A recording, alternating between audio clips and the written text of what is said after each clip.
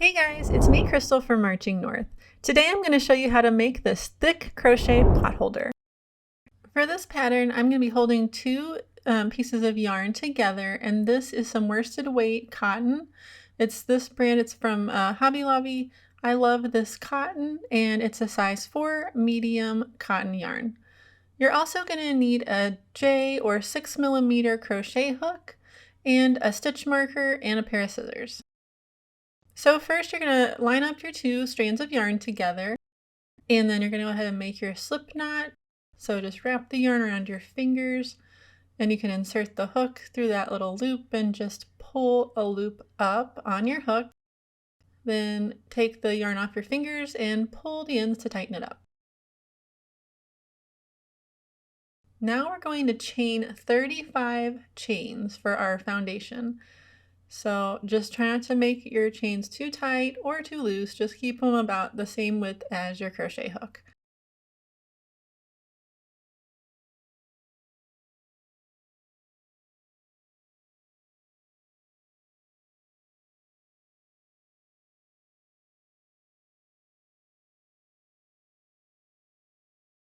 Here is my chain. You can see it's about 11 inches or so long, maybe a little bit longer than that. So now you're going to start crocheting into the back bumps of our chain. So that's the back side of the chain. You see that normally you crochet into the side loop of the V part. Instead, we're going to go into the second chain from our hook as first and then the second. And instead of going on that side, you're going to go into this back bump on the back. So you just insert your hook into that second back bump like that. Then yarn over and pull it through. And now you have two loops on your hook, yarn over and pull it through both loops. Then you're just going to do that again for the next one. So see, here's the back bump. There's the front of our chain. So we're going only into the back bump for this row. So insert your hook into the bump, yarn over, pull through, yarn over, and pull through both. So we're just doing single crochet for this whole potholder, and you're going to do this for each chain all the way down the row, and when you get to the end I will show you what we will do next.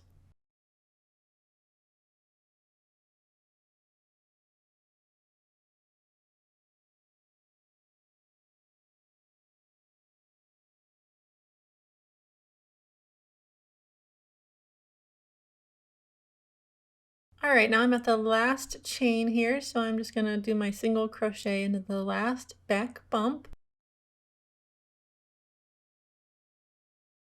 And it might be a little curly, but just give it a stretch and it should stretch out. Mine did. Now it's laying pretty flat. Now for the next part, what we're going to do is we're going to flip the whole thing around like this and just rotate it. So now the knot that we made at the beginning is right here. And these are our chains, the back of our chain. Since we worked into the back bump, we have these nice V's here on the other side. So what we're going to do is we're going to work in that first chain, and we're going to go under the back loop only. So go into the back loop of that V, not both loops, just the one. And then you're going to yarn over, pull through, yarn over, and pull through both. And you're just single crocheting. And then when you do that first one, you're going to put a stitch marker, and I just like to put it in the back loop so I don't forget that I'm only going in the back loop. And place that on that first stitch, and that way you know each time you get to that stitch marker, you've completed one round. So this counts as the start of our second round because I'm counting the foundation row as our first round. So just mark that down. Then you're just going to continue going into the back bump of each stitch across and making a single crochet. And when you get to the end of this row, I will show you how to proceed.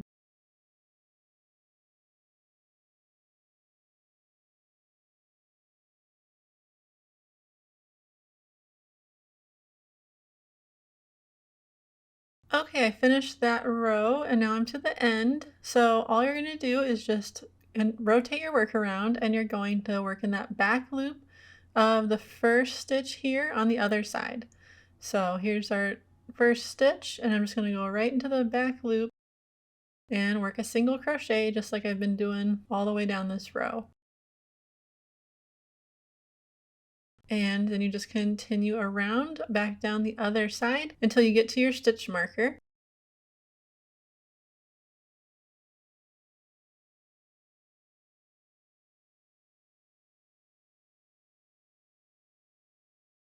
And you'll see here in the corner that it's going to start kind of folding in on itself like this, and that is how it's supposed to look. It's going to look like that on both sides. So here I'm getting to the last stitch before I get to my stitch marker, and I'm just going to take the stitch marker out, work that crochet into that first stitch, and then I'm going to go ahead and put the stitch marker in the back loop of the stitch I just worked so I don't lose my place. And each time I do that, I just put a little tally mark on a piece of paper so I know how many rows I have done. So we've done 2 rows so far, and we need to have 17 altogether. So you're going to continue on for 15 more rounds, and then I'll show you what to do next.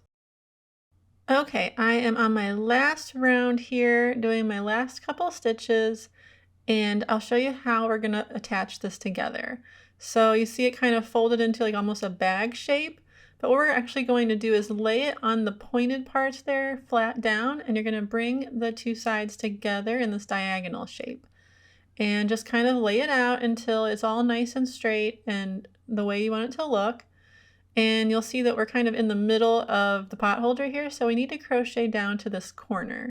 So for me, that was 18 stitches I needed to make. So I'm putting my stitch marker in the 19th stitch so I know to stop right before that. And I'm just gonna single crochet in the back loop just like we've been doing until I get to the stitch that's right before that stitch marker.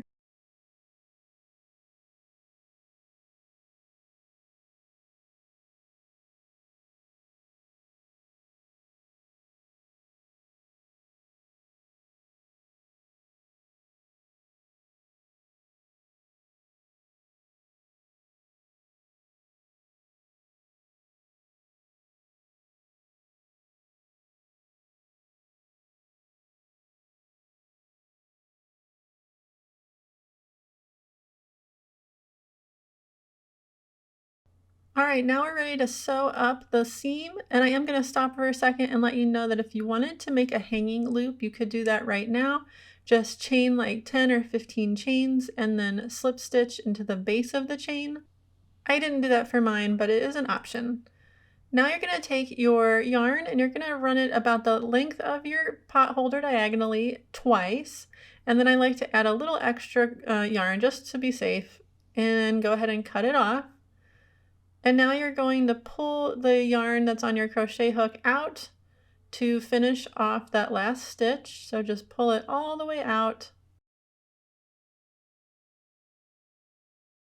And now you can go ahead and take that stitch marker out before we continue. And now we're going to thread our yarn ends onto a yarn needle.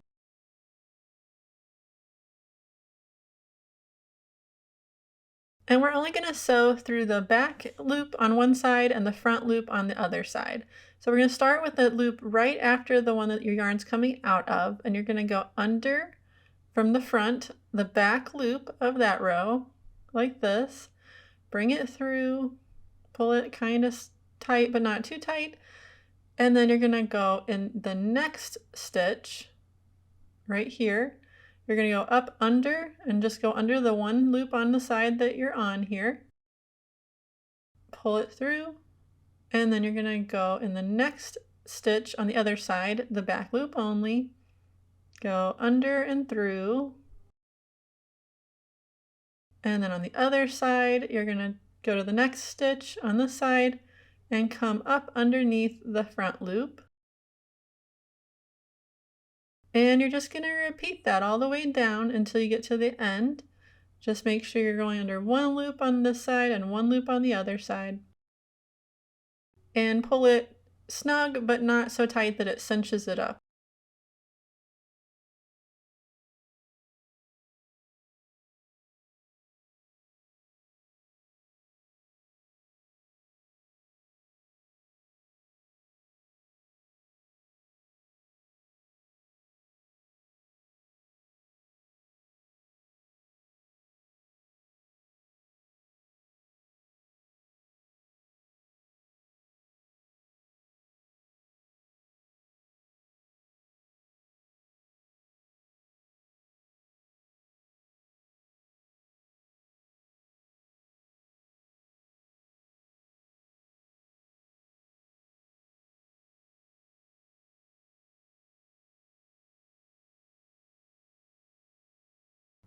So here I'm sewing through the last 2 stitches. So I have this one, and then there's just one more on the side that we need to catch. And then our whole thing will be nicely sewn up. And this is how it'll look once you've gotten it sewn all the way up. You see there's no holes or anything. It looks nice and neat in the corner. So now we're just going to tie a knot. So I'm just going to bring my yarn through one of the loops next to where my yarn is coming out. Hold on to the yarn to form a loop and just bring your needle through and then push the knot down. And then you're going to make another overhand knot to secure it and push it all the way down to where that knot that you just made is. And this just makes it a little more secure. And then you're going to weave the end of the yarn through, and you're just going to go into the center of the pot holder since it's double-sided. So just go through it a few inches and bring the yarn out. Make sure you don't accidentally go through the back. And then pull it, and you're going to pull it while you hold the corner in place to pop that little knot down through so you won't see it. And then it just hides it in the stitches. And then pull on the yarn a little bit while you cut it, and then the ends will just get hidden inside. All right, now your pot holder is complete. Making this pot holder with 2 strands of yarn just really makes it super thick and nice, and using the back loop only gives us this nice ridge texture that I just think looks so pretty. If you want a little bit of a smaller pot holder, you could just make your chain shorter and do a few less rounds. I hope you enjoyed this tutorial, and if you did, please leave a like, comment, and be sure to subscribe so you don't miss any of my future videos. Thanks for watching!